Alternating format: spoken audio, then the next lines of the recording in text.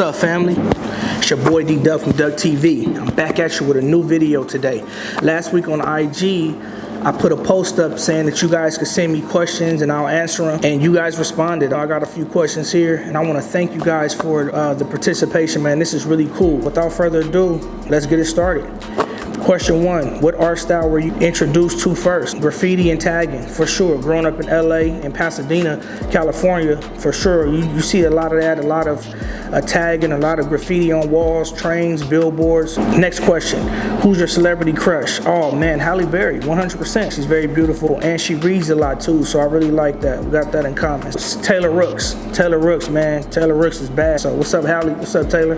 Next question. What's your favorite football memory? On my last football game in high school, playing with all my boys that I grew up with, without a doubt. There's not even a close second. My favorite football memory of all time is that last game that I played in high school, because I played with all of those guys from the time that I was like 6 or 7 years old all the way up until high school. So for sure, my greatest football memory of all time is that last football game in high school, John Muir High School versus Arroyo Grande. We ended up losing the game, but I feel like we gave it our all, and you know, it's the last time I was able to lace it up with all my homies. In fact, whoever is ahead of the John Muir stuff, I want to do a duck mural on the wall out there, man. So whoever is out there that's in control of that or have connection with that, man, let me know, because I'll get out there to do that for sure. And then we'll document it and everything. I think it'll be a cool situation for me to come out there and paint my ducks on a wall out there. So, next question.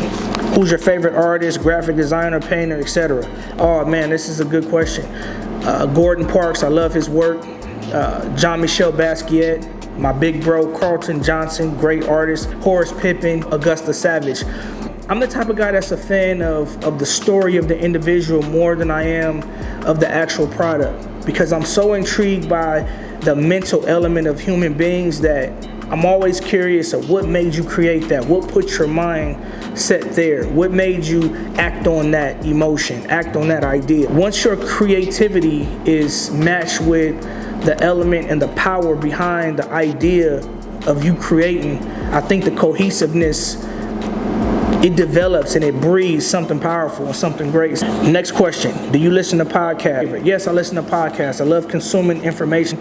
I love listening to interviews. I love listening to perspectives of people from different topics. So I like Gary Vaynerchuk for sure. I love all of Gary Vaynerchuk's content. He's very impactful. Time Out with Taylor, Lewis Howes, School of Greatness, Tom Bilyeu, Impact Theory, Sean Stevenson, the Model Health Show. I listen to a lot of Napoleon Hill. My big bro Arthur Hill put me up on Napoleon Hill. Dr. Dennis Kimbrough. I listen to a lot of Dennis Kimbrough. My bro Henry put me up on him. My favorite speaker of all time, Les Brown of Eric Thomas. I listen to podcasts, but more so I like listening to and consuming information that's going to impact me and help me progress in life. Next question, who's your favorite NFL player right now? Tyrann Mathieu, the Honey Badger, no doubt. You know, smaller than a lot of people, but heart bigger than everybody combined. Next question, what are some of your favorite books that you've read this past year? Man, I read a lot of books. My favorite ones that stick out, When Breath Becomes Air, The One Thing has a quote in the book that says, you don't need more discipline, you just need to apply the discipline which you already have. Crushing It, Gary Vaynerchuk, Mindset, Carol Dweck, Phil Jackson, 11 Rings, Power Broke, Shoe Dog by Phil Knight. Simon Sinek's book called Start With Why. Simon Sinek in Start With Why has a chapter 14. If you are a business person, small business, big business, and you struggle with confidence or trying to stay in your own lane, trying to create something and worry about who you are rather than who they are, I'm telling you, go read Simon Sinek's Start With Why, chapter 14. Do you have a favorite piece of art that you've ever done? Yes, for sure. When I was younger, my uncle told me the only way to sell your second piece of art, you have to sell your first one first. And I want to buy your first one. You draw it up and then you tell me how much it's going to cost. And it was a piece of Tiger Woods, and he wanted me to draw that picture, and he paid whatever I charged him. I think it was only like 50 or 60 bucks, something around there, but he paid it. And in a weird way, once I got that first one out the way, you know, everything started happening, and that's when my business started building without me even trying to. It was weird. Once he bought that first one, it seemed like everything started happening. And that's why it's important that no matter where you are, no matter what level you're on, it's important that you start now and you get it going, because one is going to lead to two is going to lead to three. And even if you don't sell your work or you don't blow up with the first 20 or 30 pieces, you still are getting reps in, and I think reps are definitely important. Next question, what's your favorite show on Netflix? My favorite show on Netflix has to be the story of Kalief Browder. The Kalief Browder story, man, that story is powerful. That affected me a lot. Next question, did you always want to be an artist as a kid? I wanted to be a football player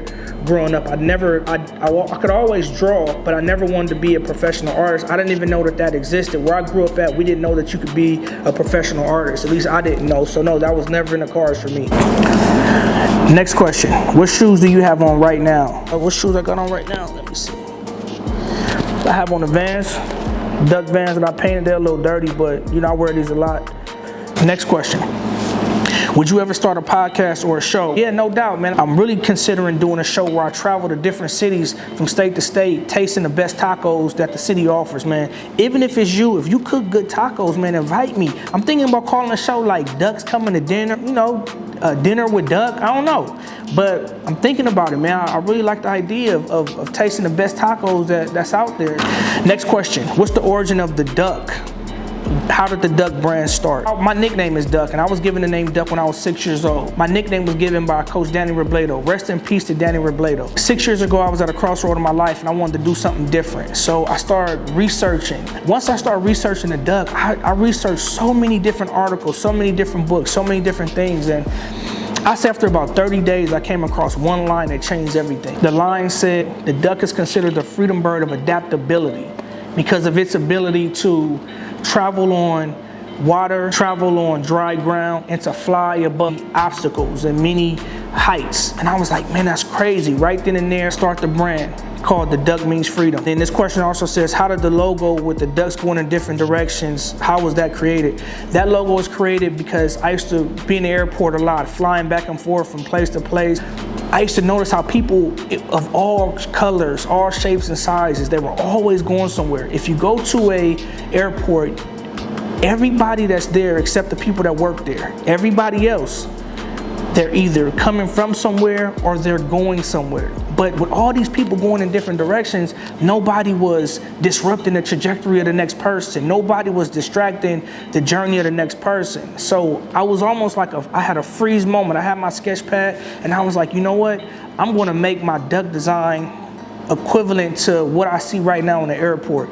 Because as people, we all are different colors, different shapes, different sizes, going in the different directions. And I wanted my brand to represent the difference in people, the journey of people. So that's what I did. I created that, and that's why you see the ducks going in different directions, upside down, left, right, crooked, straight, whatever. But next question, you speak about the process a lot. Why do you think the process is so important? Listen, the process is so important because the process will come, it's gonna come, and it will make a coward out of you if you're not strong enough.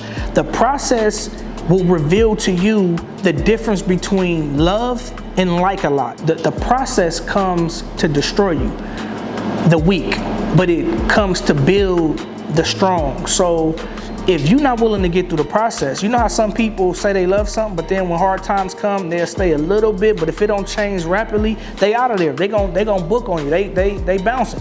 But the people that really love something, they'll stick with it, and then they'll go to the next level with it, and they'll take the hits. So the process is important, man, because it will make a coward out of you if you are weak, but it will make you as solid as a rock if your intention is to be strong.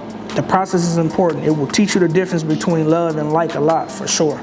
Next question, do you have any advice for my 13-year-old son that wants to be an artist? Tell your 13-year-old son to start creating right now. Start studying. Tell your son to figure out why he wants to create art. And then tell him to taste art, man. If you want to do photography, drawing, painting, sculptures, film, acting, whatever it is, tell them to do it. Tell them to start to do it without a response. You willing to put your best thing out there, and you think it's your best thing out there, and you think it's the thing that's gonna get you all of this hype and all of this notoriety, and you put it out and it still don't. Nothing happens. It's silence. It's birds chirping. You can hear a pin drop on a carpet.